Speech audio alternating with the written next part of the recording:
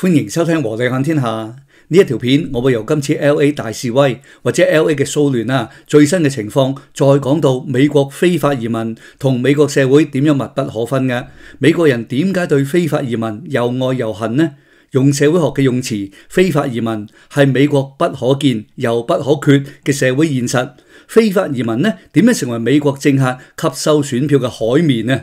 咁先講今次 LA 嘅騷亂啦。6月7號星期五，美國移民及海關執法局簡稱 ICE 啦，就喺洛杉磯市中心西湖區同南 LA 展開大型拘捕非法移民嘅行動。咁其實講開又講啦，非法移民所謂 II 咧係共和黨支持者嘅用詞嚟嘅。美國嘅中間選民同民主黨咧，通常就叫非法移民做無證移民嘅。咁當然美國有啲左翼或者右翼各自有更加極端嘅用詞嘅。咁呢度咧我唔詳細講啦。嗱，不過為咗方便網友理解啦，我就繼續用非法移民呢個用字先啦。嗱，綜合美國媒體報道 ，ICE 喺 Home Depot 即係加德堡啦，同另一間製衣廠突擊拘捕大約40名非法移民嘅散工。期間咧，又同一個加州嘅工會領袖發生衝突。咁跟住咧，非法移民嘅親友再到現場啦，企圖攔截 ICE 嘅車輛。於是咧就出現對峙嘅場面啦。嗰啲所謂示威者就向 ICE 嘅執法人員同埋聯邦嘅特工掟雞蛋，執法人員就用胡椒噴霧驅散啲人群啦。咁其實影片所見衝突嘅規模就非常非常細嘅。馬上Trump就表示會調動國民警衛軍入 LA 止暴制亂嘅，就更加話會派海軍陸戰隊出動添。嗱，大家知道啦，海軍陸戰隊係精英隊伍嚟噶，台灣叫海軍陸戰隊，簡稱海陸。我有啲台灣朋友以前當兵嘅時候就做海陸嘅，佢哋成日覺得自己好威咁。喺美國最強嘅特種部隊就海豹突擊隊啦，其次三角洲部隊即係 Delta Force 啦，同埋空軍特戰員嘅。咁之後就輪到海陸噶啦。我尋日睇到Trump話要出動海陸對付 LA 嘅所謂騷亂我馬上都笑咗出嚟啊！喂，大佬使唔使咁大陣仗呢？OK， 咁6月7號晚一班示威者就聚集聯邦建築物外邊，有人向建築物就掟嘢。我就睇住直播嘅示威者大約幾百人啦，可能300人左右啦，甚至唔夠添。咁警方就用催淚彈同閃光彈驅散啦，呢啲都係正常嘅回應嚟㗎，好正常啊！好啦，咁6月8號示威就蔓延去其他地區啦，開始有啲更加激烈嘅場面，其中包括燒車同燒垃圾桶。我又係睇直播，影來影去都係嗰兩架車嘅，人數一樣得嗰幾百人，可能冇添啊！咁媒體鏡頭根本都唔敢影 wide shot 嘅，因為人數太少啦，冇震撼性，所以媒體嘅鏡頭永遠就影住着火嗰架車個 close up 嘅，淨係影嗰架車嘅啫。嗱，好多時畫面所見，國民警衛軍仲多人過示威者。好啦，咁6月9號似乎就多咗幾個地點出現示威場面啦。跟住國民警衛軍拉人嘅場面亦不斷出現。期間一個澳洲女記者小腿就中咗執法人員嘅橡膠子彈。呢一個畫面美國媒體同澳洲媒體就瘋傳嘅。咁總之啦，簡單啲講，到依家無論親共和黨抑或親民主黨嘅媒體，甚至 LA 警方都冇公布示威者嘅人數喎。總之恕我講嘢率直啦。呢次 LA 嘅示威用香港標準根本只係行為藝術啫。咁但係香港嘅 KOL 同中共嗰啲黨媒就吹到話美國內戰啊。有啲Trump嘅粉絲又話中共派咗大量特工混入示威者之中嘅，要搞大件事。美國有啲媒體都形容到今次 LA 嘅騷亂好似好大鑊咁。咁簡單啲講啦，其實就各取所需嘅，各自既定一個目標，然後就包裝呢件事，務求滿足自己顧客嘅需要。OK， 咁我哋睇完示威嘅場面又睇下呢單嘢背後嘅政治角力。到目前為止Trump 就已經部署咗2000名國民警衛軍喺 LA 嘅，咁其中最少幾百人已經出動咗，咁另外仲有700名海軍陸戰隊亦進入咗 LA 等候命令。呢一次係自1965年以嚟第一次未經州長請求，由總統直接出動國民警衛軍嘅事件。加州嘅州長紐森就話Trump越權係故意挑釁，希望搞大件事嘅。LA 警方就話佢哋根本完全有能力控制示威，只係Trump介入激化咗事件啫。共和黨嘅政客就話事件根本未平息，Trump唔出手事件一定會惡化嘅。紐森就冇能力處理呢件事嘅。咁紐森就話要控告 Trump 嘅政府違反憲法。Trump 就話負責今次行動嘅 ICE 局長，亦即係被形容為邊境沙皇嘅 Tom Homan 阿霍曼呢，應該馬上拉咗紐森，因為紐森阻礙 ICE 執行驅散非法移民嘅工作。紐森呢就即時回應，話叫霍曼放馬過嚟啦，即刻拉佢。霍曼就話啦，任何人犯法都要拉嘅，冇人可以凌駕法律。但係霍曼話佢唔會拉紐森，因為紐森冇越界。之後咧 ，Trump 又嘲笑紐森，話佢好喜歡紐森，不過紐森好低能咁。紐森就回應啦，話佢唔會好似細路仔咁同 Trump 打嘴炮嗌交嘅。霍曼就同記者講，如果維持依家嘅局面，騷亂一定會升級嘅，遲早搞出人命。LA 嘅市長Karen Bass 咧，即係巴斯姐姐咧就話啦，國民警衛軍同海軍陸戰隊繼續留喺 LA 咧，事件就好難平息嘅。LA 警方再次強調，佢哋根本有足夠嘅警力平息事件。Trump 就話啦，佢採取咗正確嘅行動，如果唔係咁做LA 會被摧毀。Trump 話佢唔希望美國內戰。紐森就批評 Trump 話佢製造危機，滿足佢嘅政治需要。OK， 咁呢次 LA 嘅騷亂出動到海軍陸戰隊咁大陣仗，有冇必要呢？喺Trump 嘅角度嚟講咧，係有必要嘅，因為咧 Trump 同佢嘅團隊相信佢出呢一招政治上嘅得益將會好大好大嘅。第一 ，Trump 長期建立一個強人形象啦，將佢自己塑造成為法律與秩序嘅象徵啊。Trump 嘅支持者亦好崇拜 Trump 呢個形象啊。咁依家終於有機會啦，俾 Trump 表現出鎮壓暴力呢個形象。Trump 嘅支持者當然滿意啦，覺得自己冇投錯票，冇揀錯人。特別係對非法移民反感嘅群組咧 ，Trump 出動國民警衛軍同出海陸去平亂，令到美國由亂至治啊！呢班人肯定支持鼓掌啦。第二咧，加州係民主黨票倉啦，民主黨喺加州幾乎點選都一定贏嘅。咁依家 Trump 越過州長嘅權力，直接派兵進入加州，咁樣咧就顯示佢夠霸氣，唔怕加州嘅民主黨勢力。咁樣既可以凸顯紐森無能啦，更加可以凝聚加州共和黨嘅選票。喺加州入邊長期處於弱勢嘅共和黨支持者就覺得 Trump 總統終於入嚟打救加州啦。好似加州入邊好多差佬同退伍軍人仲有啲保守派人士咁，對 Trump 呢一次行動咧係鼓掌同歡迎嘅。第三咧，對 Trump 嚟講呢一次係可以分散佢眼前政治麻煩嘅。起碼美國媒體暫時就唔講 Trump 馬大戰啦，依家咧就全部講晒 Trump 同紐森嘅 Trump 紐嗌交。Trump 咧成功建立一個新嘅美國敵人，就係非法移民，同埋咧唔夠膽喐非法移民嘅紐森。所以依家咧 Trump 打出呢一招係非常正常嘅。呢啲政治嘅操弄手法咧係絕大部分政客都會使用嘅招式。而紐森又點呢？其實都有佢嘅政治盤算嘅。首先佢依家咧就不斷凸顯加州權力俾聯邦政府侵蝕咗，就令佢嘅支持者覺得佢係 Trump 強權之下嘅受害人。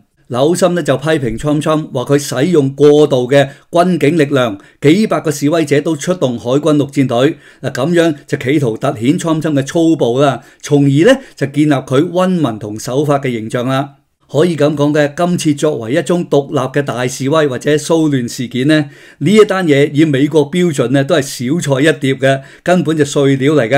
咁但係由於政治上 Trump 係好需要呢場象徵性嘅戰爭啦。所以咧，佢就必須打出重拳去表現佢嘅力量嘅。咁一旦搭起呢個舞台加州州長紐森作為一個花花公子形象，表演政治出身就叻過實際施政嘅民主黨政客咧，當然亦奉陪上台咪一齊表演咯。嗱，呢場表演咧十足兩個跳街舞嗰啲僆仔喺度 battle 咁。Trump 嘅演出咧就係只有我先至可以止暴制亂嘅，加州將會由亂至治，由治及興。全美國嘅人咧，大家睇到啦，冇咗我點得呢？可以咁講嘅，呢一場政治嘅表演 ，Trump 嘅觀眾唔係加州人，而係加州以外嘅美國人。可以咁講嘅 ，Trump 呢一次咧，以全美國去計咧，就一定係得分多過失分嘅。呢個紐森又點呢？由於加州人同 LA 嘅人好容易睇出 Trump 今次借題發揮啫，所以咧紐森就應該贏得更多加州自由派同嗰啲中間派嘅信任嘅，紐森就可以確保自己喺加州呢個地位繼續保持啦。咁另外紐森提出一點就係今次 Trump 可以越過加州州長嘅權力啦。咁遲啲其他州嘅州長亦可能面對同樣嘅情況嘅。事實上咧，Trump 呢一次出手亦真係可以立下先例嘅。遲啲邊個州如果有大型或者小型反 Trump 嘅示威咧，Trump 一樣可以出動國民警衛軍嘅，甚至出動海陸都得。咁總之咧就係出動軍隊去平亂啦。嗱，今次真係起到震懾作用嘅。可以咁講啦，呢一次咧，Trump 同阿紐森各自都得分，但係加州咧係民主黨票倉，紐森喺加州再得幾多分，個意義都好細嘅啫。咁嚟到呢度咧有個有趣嘅情景，大家可能冇留意到嘅，就係馬斯克啦。嗱，平日馬斯克倒寫史咧都會出聲嘅，乜嘢啊馬斯克都會出聲評論嘅咧。今次 LA 嘅騷亂啊，直到依家仲未睇到馬斯克有任何表態喎。各位呢一點奇唔奇呢？依家已經好明顯啦，馬斯克好想同 Trump 和解嘅。其實只要馬斯克依家出幾個 post 啦，大讚 Trump 英明果斷，制止 LA 暴亂擴大咧，拯救咗 LA 啦。嗱，咁樣咧應該可以一步一步令阿 Trump 原諒佢嘅。咁但係咧，馬斯克暫時仲未有咁做喎。馬斯克嘅社交媒體 X 啊，暫時仲係按兵不動嘅，企咗喺中間位置。嗱，可能馬斯克咧係等緊嘅，等咩咧？就等遲啲形勢突然出現對 Trump 不利嘅逆轉咧，咁到時啊佢先動用 X 出手幫 Trump 就再立一功啦。咁樣反而更加有利佢同 Trump 和解嘅。OK， 咁嚟到呢度咧，我哋又將個討論嘅範圍啊擴大少少，睇下美國非法移民問題啦。嗱，我前邊講啦，非法移民咧係美國不能見又不能缺嘅政治現實。嗱，我用翻今次出事嘅 LA 為例啦，大家就可以明白非法移民啊喺美國係咩嘅情況。根據美國國土安全部同加州公共政策研究所嘅數據咧，加州大約有180萬非法移民。LA 就佔咗70到80萬嘅，多數咧就嚟自墨西哥、危地馬拉、薩爾瓦多同洪都拉斯。咁呢啲人咧長期就半公開地工作噶啦。我以前美國嘅供應商咧都係大量聘用呢啲工人嘅。咁我親戚屋企裝修主要嘅裝修工人咧都係嗰啲冇證嘅麥佬啊，即係墨西哥人啊。可以咁講嘅，無數嘅餐飲、清潔、建築、裝修、家庭傭工、護老、物流啊等等啊，都係大量聘請呢啲人嘅。其中農業咧就特別明顯添。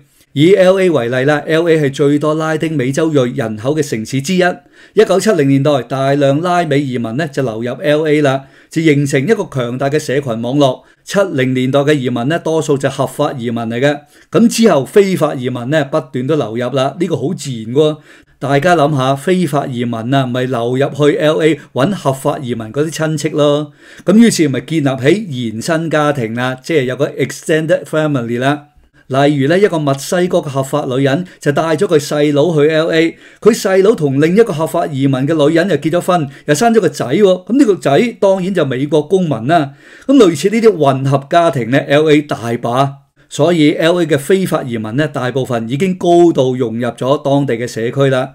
佢哋咧可能係社區入邊嘅街坊，可能係教會入邊嘅教友、拳擊館入邊嘅教練，亦可能係學校入邊嘅義工。當然啦，亦非常可能係幫會分子添。呢啲非法移民閒閒地喺 LA 住咗10年8年嘅，生活習慣同語言咧，同當地嘅合法移民分別都唔大嘅。一間餐廳嘅廚房可能有幾個廚師咧係冇證人士，日頭送貨上門個送遞員啊，原來又係冇證件嘅。可以話咧，呢啲人現實上就冇身份，但實質上咧已經融入晒社區。呢啲人咧可能自己冇合法證件，但係佢老公有喎，佢仔女有喎。假如啊美國各州嘅政府真係不顧一切啊，將呢啲非法移民清零咧，肯定好多人就出嚟同政府鏈過啦。嗱，我問大家，你拉一個10歲嘅細路仔個阿媽趕佢翻薩爾瓦多，但係呢個10歲嘅細路仔同佢老豆咧兩個合法美國公民，佢哋點好呢？可以話咧，非法移民問題係 LA 呢個地方目前難以切割嘅現實嚟嘅。根據皮尤研究中心、美國勞工部同美國移民研究所嘅統計，美國大約有1100萬非法移民嘅，750萬人咧從事低薪同勞動工作，其中做農業嘅最多，大約5成至7成人咧做農業嘅，睇下咩季節啦。建築咧2成左右，餐飲15%，清潔同家庭傭工3到5成嘅，護老咧15% 左右啦。假如短時間內趕晒呢啲人走咧，就算唔講人道唔講倫理啦，美國好多行業馬上出現人手短缺嘅，地盤可能唔夠工人開工，影響工程進度啦。加州嘅新奇士產可能冇人採收噶啦，你去餐廳食嘢可能等耐好多好多。老人院啲老人咧每日換少幾次尿片咯，因為人手不足。冇咗呢啲低薪工人，唔止勞動力唔夠啊，有關範圍嘅經營成本都會增加，亦即係加劇通脹啦。最好笑，Trump仲提出要將啲工業回流美國，而同一時間咧又要趕走晒呢啲非法移民喎。咁試問工人從何而嚟呢？非法移民對美國 GDP 嘅貢獻每年大約5000到7000億美金嘅，佔美國 GDP 2.5到3% 嘅。經濟上嘅現實係非法移民被需要嘅，咁但係有趣嘅係政治上非法移民咧同樣被需要。有啲地方有啲政客咧，只要打出移民牌，暗示只要投票俾佢就唔會反移民嘅。總之一切維持現狀。呢啲政客喺某啲選區可能已經足以長期當選啦。咁另一方面啦，有啲政客咧，只要妖魔化非法移民，一樣咧可以得到選票嘅。只要將所有問題推晒俾移民咧，咁就搞掂啦。失業率高、醫療服務差、治安唔好、教育制度唔掂，全部因為移民啊！移民係最好嘅代罪羔羊。再加上有啲地方治安差，又有文化同膚色嘅衝突，最好方法係點呢？就係指控非法移民啦。總之，非法移民呢就係精神病、恐怖分子、毒販、黑社會。